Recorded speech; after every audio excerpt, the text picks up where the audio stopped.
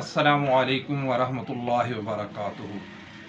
میں ہوں طاہر اقبال اور آپ دیکھ رہے ہیں ہمارا چینل مکتبہ اسلامیہ کلور کوٹ۔ باقی میں امید کرتا ہوں کہ آپ سب احباب، ساتھی، دوست بالکل خیریت سے ہوں گے۔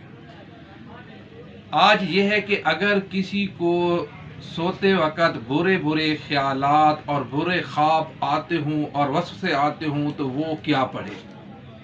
وہ آدمی سونے سے پہلے 9 مرتبہ سورت علم نشرح پڑھے۔ علم نشرح لک صدرک ووضعنا عنک وزرک الذی انقض ظہرک ورفعنا لک ذکرک فإن مع العسر یسرا ان مع العسر یسرا فإذا فرغت فانصب وإلی ربک فارغب۔ یہ صورت ہے، اس کو 9 مرتبہ پڑھ کر پھر سو جائے تو انشاءاللہ العزیز